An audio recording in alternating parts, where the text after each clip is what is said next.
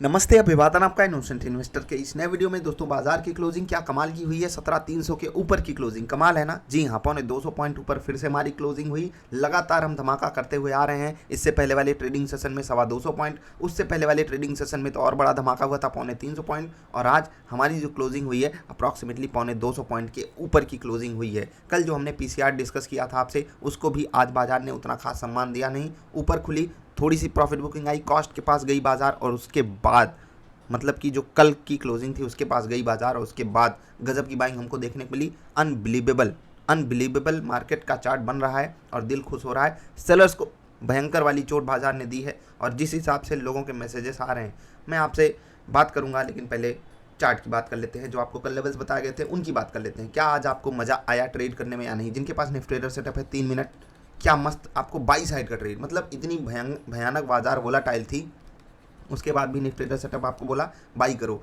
ये लेवल था जो हमें तकलीफ दे सकता था, लेकिन उसके बाद जब आपको यहाँ पर डबल कंफर्मेशन मिला होगा, आपने बाई साइड का ट्रेड लिया होगा। अब जो 20 पॉइंट के टारगेट पे एग्जिट करते हैं उन्हें तो यहीं पर एग्जिट मिल गया। इस लाइन से पहले ही टारगेट कहाँ सेट करना होता है, ये चीज़ कई लोग बार बार पूछते हैं। भाई, ये जो लाइन आपको दिखाई दे रही है कल की बाजार वाली वीडियो में आपको बताई गई थी, ठीक है। अब आप अगर यहाँ पर बाई करते हो तो ऑफकोर्स ही बात है, टारगेट आपका इसके थोड़ा सा नीचे होना चाहिए, जैसे कि यहाँ पर या यहाँ पर, ठीक है। अब इस लाइन को टच कर गई बाजार, अच्छी बात है, वो हमारे लिए अच्छा ही पॉइंट है। लेकिन हमें जो टारगेट सेट करना है इस लाइन से थोड़ा सा पहले ही सेट करना होता है, और जो बाइंग करनी होती है इस लाइन के ऊपर जब हमको कन्फर्मेशन मिल जाए, कन्फर्मेशन वो आप डिसाइड करो कैसे मिलता है। अगर आप हमारे द्वारा जानना चाहते हो तो आप निफ्टी ट्रेडर सेटअप के बारे में इंक्वायरी डाल सकते हो। अब पॉइंट मैं आपको यहाँ पर जो बता रहा हूँ उसको बहुत ध्यान से सुनिएगा। जिनको यहाँ पर बाई मिला है वो सुपर टारगेट पाए हैं या नहीं आज, ठीक है। जिनको निफ्टी ट्रेडर सेटअप 3 मिनट और 10 मिनट पे बाई मिला है उनको सुपर टारगेट मिला है या नहीं? हाँ, दिक्कत हुई, मुझे भी हुई, आपको भी हुई होगी। कहाँ पर? यहाँ पर। जो आपको यहाँ पर सेल साइड का ट्रेड मिला,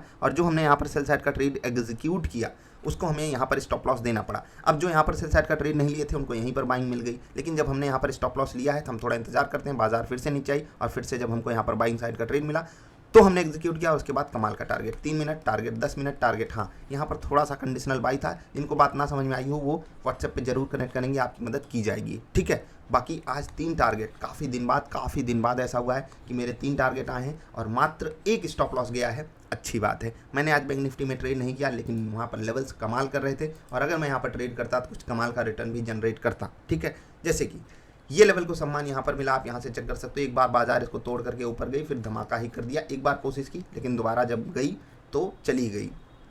जो यहाँ पर बाई करेगा उसका टारगेट यहाँ, जो यहाँ पर बाई करेगा उसका टारगेट अपने हिसाब से सेट करो। आप 50 पॉइंट के लिए खेलते हो, 75 पॉइंट के लिए या 100 पॉइंट के लिए, ठीक है। आप अकॉर्डिंगली यहाँ पर ट्रेड कर सकते थे। और जिन लोगों ने इस लाइन के सम्मान पे ट्रेड किया है उनको कोई तकलीफ कहीं पर भी नहीं होगी, चाहे वो यहाँ पर बाइंग किए हों चाहे वो यहीं पर बाइंग कर लिए हों, ठीक है। दोनों ही जगह पे आपको बढ़िया वाला टारगेट दिया है बैंक निफ्टी ने। स्टॉप लॉस आपका जिस हिसाब से भी आप लगाते हो, रिस्क रिवार्ड 1:2 या 1:1, उसी हिसाब से आपको यहाँ पर आज टारगेट भी मिला होगा। जो लोग टीएसएल यूज़ करते हैं आज उनके लिए बहुत अच्छा दिन नहीं था। कभी कभी उनका दिन आता है, लेकिन जब आता है तो वो बहुत बड़ा प्रॉफिट बनाते हैं। हाँ, यहाँ पर जो टीएसएल की बात हो रही है, टीएसएल की, जैसे कि जो आपका यहाँ पर ट्रेड आपने लिया था 3 मिनट या 10 मिनट पे, तो जनरली वहाँ पर ऑप्शन का जो पॉइंट होता है 20 पॉइंट पर लॉट, वहाँ पर मेन चीज़ डिस्कस होती है। कभी कभी वो डेटा ऐसा जाता है कि मैं टीएसएल के लिए खेल जाऊँ, लेकिन मैंने आपको क्या बताया था कि भाई साहब अगर बाई साइड का ट्रेड मिलेगा, कन्विक्शन कम रहेगा पीसीआर के कारण, हमने वहाँ पर 20 पॉइंट को ही कंसिडरेशन में रखा। क्यों रखा वो आप समझ गए होगे। आई होप आपने कल वाली वीडियो देखी हो। चलिए अब आगे बढ़ते हैं। बैंक निफ्टी की भी बात कर ली, अब बात कर लेते हैं उस सवाल की जो ज़्यादा ज़रूरी है डिस्कस करना, क्योंकि कई लोगों के इस पर मैसेजेस आए हैं, और मैं बहुत माफ़ी के साथ आपसे ये बात बोलना चाहता हूँ कि कोई किसी की मदद नहीं कर सकता। दोस्त, अगर आपको लॉस हो गया है तो कोई आपकी मदद करने नहीं आएगा, ना मैं कर सकता हूँ, कोई और तो कर ही नहीं सकता। आप अपनी मदद खुद कर सकते हो। कुछ लोग कहते हैं लॉस कैसे रिकवर करें, लॉस रिकवर नहीं होता भाई, किसी कीमत पे आप लॉस रिकवर नहीं कर सकते। That's it, full and final. आपको जिस स्टॉक में लॉस हो गया, ठीक है, अब आप कह रहे हो कि मुझे वहाँ से रिकवरी करनी है, पॉसिबल है क्या? नहीं, आपको फ्रेश प्रॉफिट ही बनाना पड़ेगा। फ्रेश प्रॉफिट बनाने के लिए फ्रेश माइंडसेट लेकर के आइए बाजार में। तकलीफ़ किस बात की है मैं आपको जो बता रहा था, इस बाज़ार में बाज़ार धमाधम ऊपर जाए पड़ी है और लोग शॉर्ट करके बैठे हैं, लोगों के पास पुट पड़ी हुई हैं, लोग कॉल बेच करके बैठे हुए हैं। अब मुझे समझ में नहीं आता, जिनका पोर्टफोलियो शायद 2 लाख 1 लाख का है, वो ऑप्शन राइटिंग में कहाँ से आ जाते हैं? वो क्यों कॉल बेच रहे हैं? क्यों क्यों भाई, इतनी अकड़ कहाँ से आ गई आप सब में यार? मत करो, पैसे ख़त्म हो जाएंगे। ऑप्शन ट्रेडिंग बहुत रिस्की है, बहुत सोच समझ के, बहुत तरीके से की जाती है। आपको क्या लग रहा है बाजार ऊपर जा रही है तो गिर जाएगी? आपके कहने से गिर जाएगी? आपके कहने से बाजार चलती है क्या? हमें सिर्फ बाजार में अपना प्रॉफिट लेकर के बाहर आना होता है। और मैं बहुत सीरियस नोट पे ये बात बोल रहा हूँ, क्योंकि जिस हिसाब से लोगों के रिस्पॉन्सेस आए हैं कि मैंने ये पुट खरीदी है, मुझे यहाँ पर नुकसान हो रहा है। स्टॉक में तो भाई साहब भयंकर भयंकर तरीके का नुकसान लोग झेल रहे हैं, कुछ कर नहीं सकते दोस्त। आपकी मदद करने कोई नहीं आएगा, हर कोई आपको बता देगा बाजार गिर जाएगी, ऐसा हो जाएगा, वैसा हो जाएगा। लेकिन आपको हमेशा ट्रेंड को फॉलो करना है, आपको हमेशा सेटअप को फॉलो करना है। जो सेटअप बोले सिर्फ उतना कीजिए। मैं ये नहीं कह रहा हूँ आपको सेटअप पे जब ट्रेड करोगे लॉस नहीं होगा, लेकिन वहाँ पर आप सही समय पे एग्जिट कर जाओगे, फंसे नहीं रहोगे ट्रेड में। खुद को फंसा करके रखना बंद करो। चलिए स्टॉक्स की बात कर लेते हैं। कल 2 स्टॉक्स का डिस्कशन हुआ था। IEX भाई साहब 5% अप्रॉक्सीमेटली ऊपर क्लोज हुआ है। बहुत ही आसान सा ट्रेड था, बहुत ज़्यादा आसान ट्रेड था। आई होप आपने कल वाली वीडियो देखी हो, जा करके देखना, आपका दिल ना खुश हो जाए तो बताइएगा। मतलब इससे आसान ट्रेड मुझे नहीं लगता आपको कोई मिल पाया होगा आज की डेट में। सबसे आसान ट्रेड था।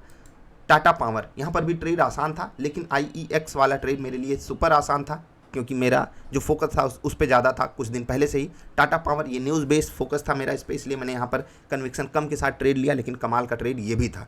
आई होप आपने इन दोनों ही ट्रेड्स में पार्टिसिपेट किया हो। कल वाली वीडियो देख करके क्यों पार्टिसिपेट करना था वो आप वीडियो देख करके कल वाली समझ जाओगे।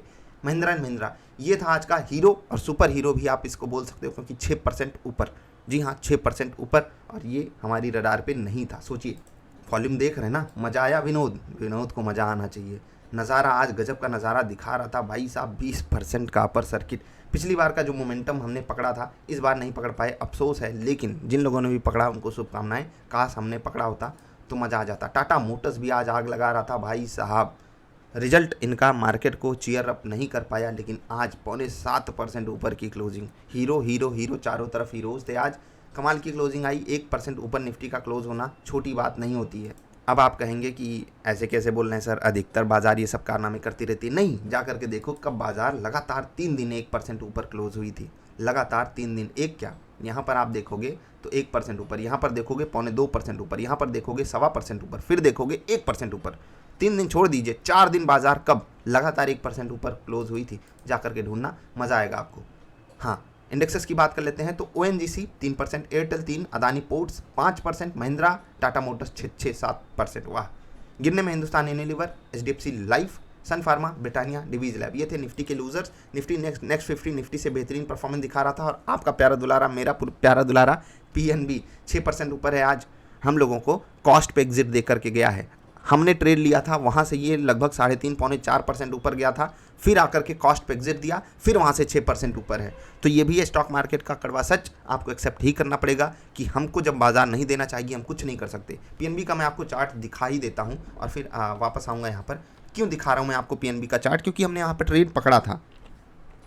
ठीक है, बहुत ध्यान से दिखा रहा हूँ मैं, बहुत ध्यान से आपको देखना चाहिए। देखिए ये जो कैंडल बनी ना, इसने हमको कॉस्ट पे एग्जिट दिया। हमने सही जगह पे ट्रेड पकड़ा था, सही जगह पे ट्रेड पकड़ा था, हमारे फेवर में बाजार चली भी, उसके बाद आकर के हमको कॉस्ट पे एग्जिट दे दी। इस कैंडल ने एग्जिट दे दिया, ठीक है, रिजल्ट आया था। और उसके बाद अगली कैंडल देख लीजिए भाई साहब, 6.25% की।